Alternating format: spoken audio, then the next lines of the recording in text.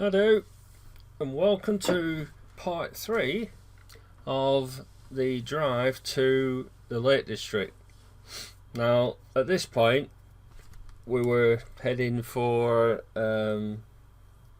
Caton, the lay-by there, to have a nice bacon butty. Andy has never been there. Of course, I've been there lots of times with Lynn and with Graham. Thanks to Graham that I found the bacon butty building at the back. So if it weren't for Graham, I'd have still been sort of thinking it was just a lay-by. That bikers stopped and had a natter en route to the bridge or coming back from the bridge or wherever. So now we're on the M6 motorway heading north. The next junction is junction 31A, which is Longridge. Now, during my time going to the specialist rehabilitation centre, the SMRC in Preston, for my rehab for physiotherapy and prosthetics treatment. I was on this motorway in the ambulance, in the patient transport ambulance, and I used to see the signposts for the lakes, and of course that really sort of quite upset me, that I wasn't going to the Lake District, and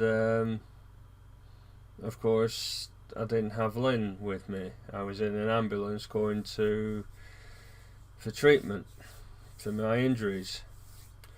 So being back behind the wheel, albeit in a car, going beyond this junction and the next one, which is 32, which is Preston and Broughton, Blackpool as well, the M55,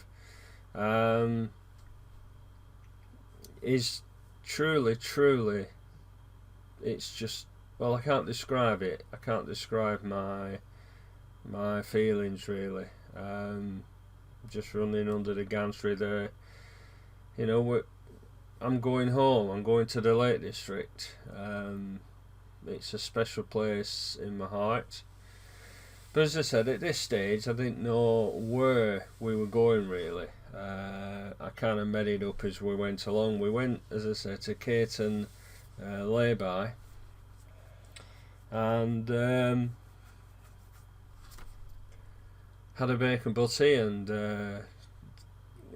mug of tea, and Andy had, I think he had hot chocolate that morning, and it was, apart from the car park being a bit dusty, it was a delight, absolute delight to be back there again. I could see the motorbikes, I could hear them, so once again a little bit of emotions there.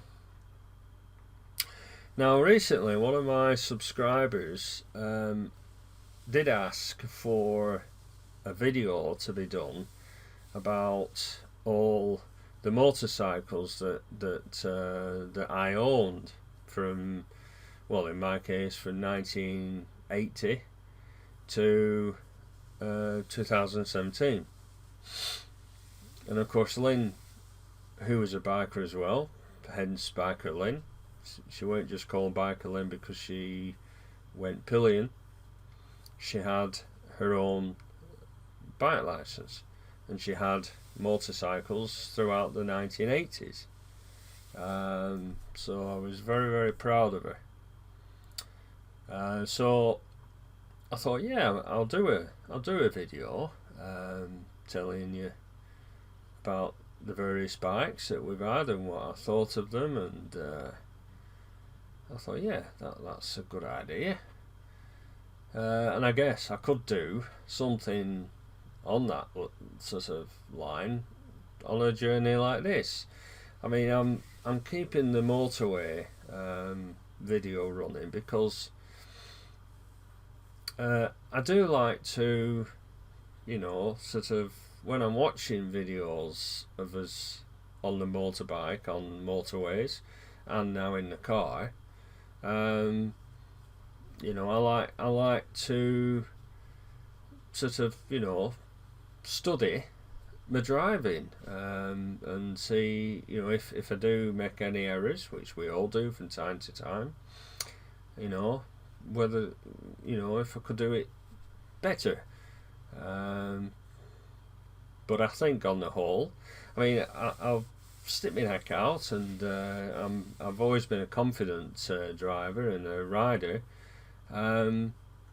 When I was going down to the Midlands on an appointment, Andy came with me that day in a taxi.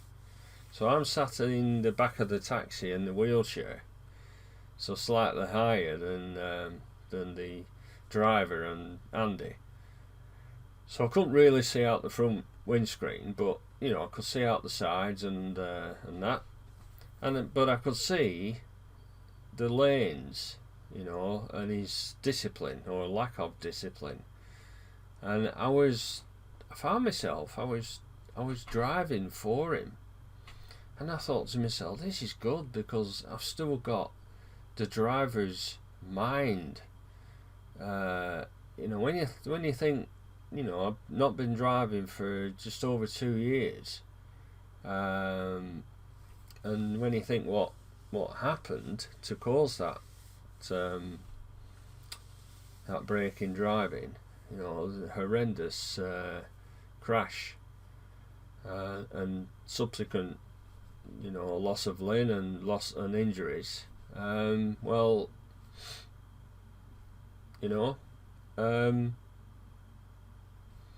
my driving's clearly, I've still got it, and I was so happy, and I thought, great, but I recognised that this taxi driver's driving, and I know he won't be watching any of this, but even if he is, I don't care about sort of highlighting bad driving, but his driving did leave a lot to be desired. I mean, even Andy pointed out that his braking was heavy on a motorway. I mean, you don't brake heavily on a motorway. His lane discipline was appalling. So now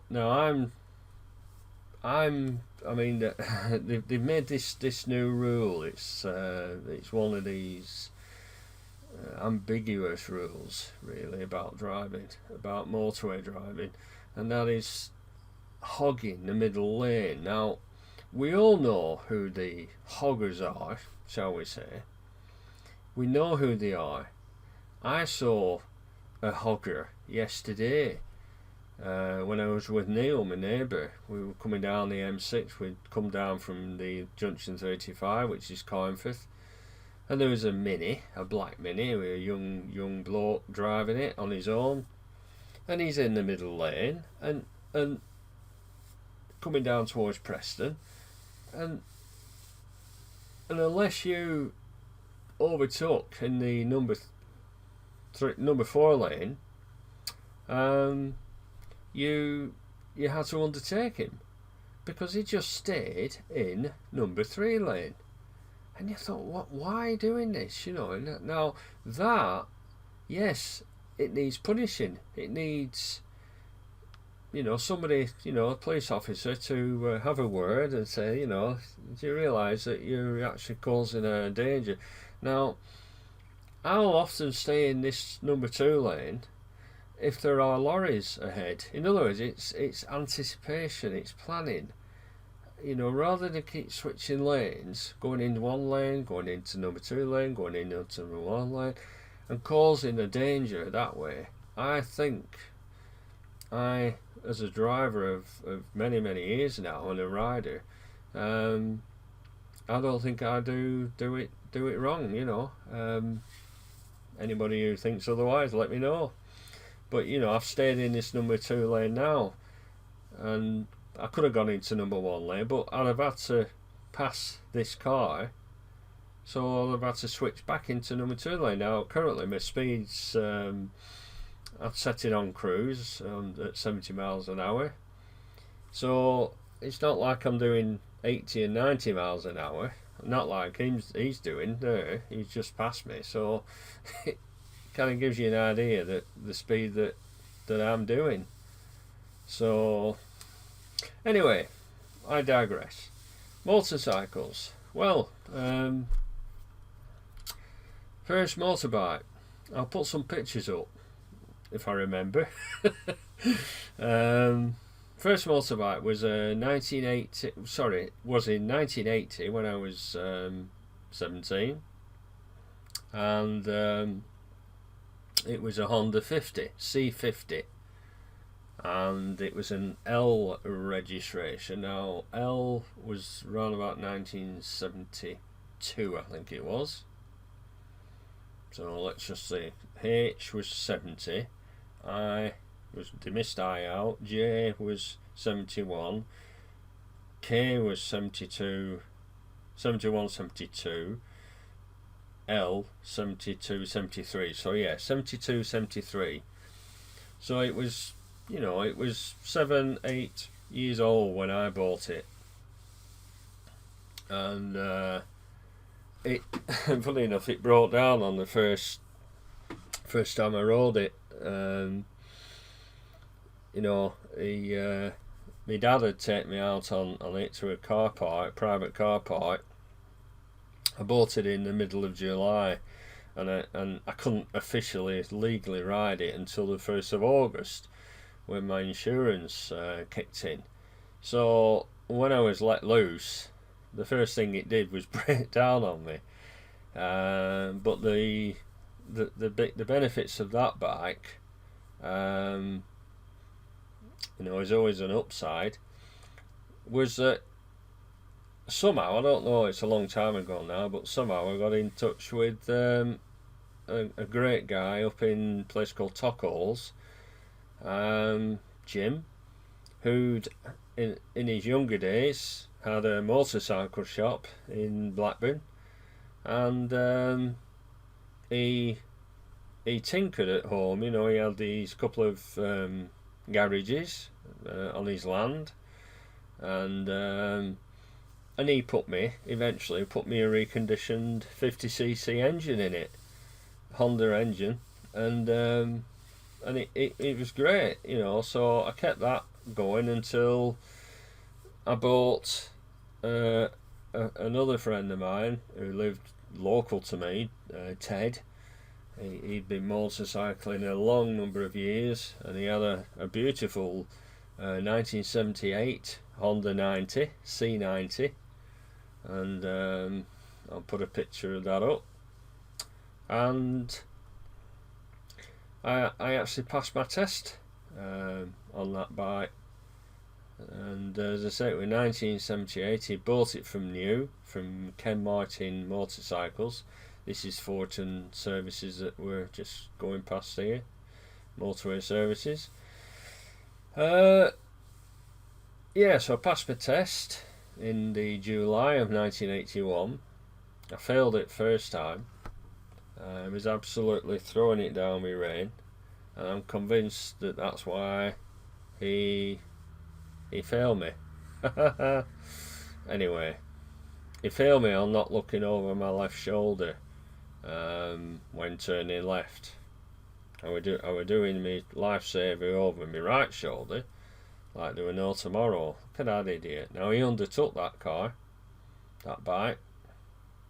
Now that's the kind of riding which absolutely annoys, quite rightly, understandably, car drivers, and it just does not do motorcyclists as a whole any good. And the majority of motorcyclists are good people, good riders, you know, law-abiding. It's just, once again, it's always a minority that make the majority look bad. But again, I digress. So bought the Honda 90 and I went down to Great Yarmouth on it that year in 80. No, sorry, I went down to Sutton Coldfield just before I passed my test. I had to go on the A roads, so I couldn't go on the motorway. And I went down to visit my Auntie June, who lived with her family down in Sutton Coldfield. And I was so chuffed, I was so pleased that I'd, gone all that way. It's 100 miles from here, thereabouts, on a Honda 90. Top speed probably 40 miles an hour, but a lot less traffic. And I was young, and I was, I didn't know any different. I'd not had any big bikes, so that was the biggest bike that I'd had. So I loved it, absolutely loved it. And me being the character that I am, you can imagine me sort of tootling along these roads, just happy as Larry. So I had that bike until 1982, when in August of that year I bought a brand new C90. It would have been August, because they only changed letters once. The registration on that was VBV 76Y. So it's pouring down with rain as I speak. No doubt there'll be clap of thunder. I think there's a possible thunderstorm nearby. I'll just make sure the window's closed.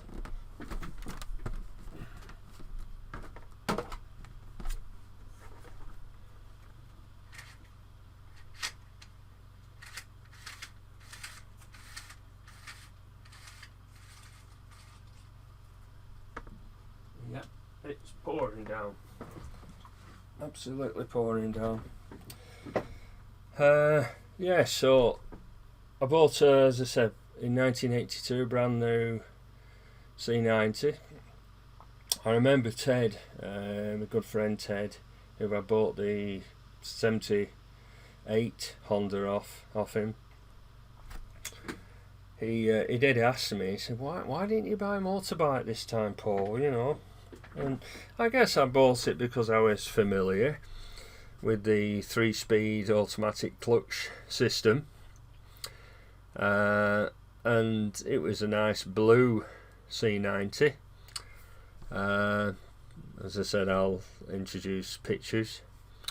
So I had that until 1984. Now I went down. I did go down to Great Yarmouth on that one twice. I went down in 82, and I went down in. No, I must not have gone in 82 on that one. It must have been the 1978-90. Must have been. So I went down in 83 on the new 90 to Great Yarmouth. Now that's a long ride, because when you leave the M62 at Doncaster, at Pontefract, and you pick up the A1M and you ride down to Newark, and you go to Sleaford. I used to have my picnic there. I used to have sandwiches and a flask in my top box, and then you pick up the A17 to King's Lynn, and then you pick up the A47, and that takes you all the way to Great Yarmouth. I remember the Acle Strait. Always remember that. Acle, that's ACLE, and I think it's 8 miles long, and there's one little bend in it, and it's not even a bend. It's just a kink, and it was it was a long journey, but again, I made a day of it. I made a day out, and enjoyed it. It wasn't in any way, shape, or form arduous or boring at all.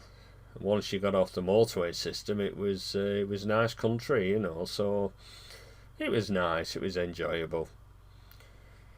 So I'll leave my story there. That's 1983. Or should I say 1984? We've reached the point where I changed for an actual motorbike. This is junction 34 of the M6 motorway. We're just about to pick up the A683, and that takes you to through Caton and onto the lay-by for the bacon butty. And Rod will no doubt be enjoying hearing that. So we'll see you on part 4, is it? Yeah. Okay. Well, thanks for watching. Bye for now.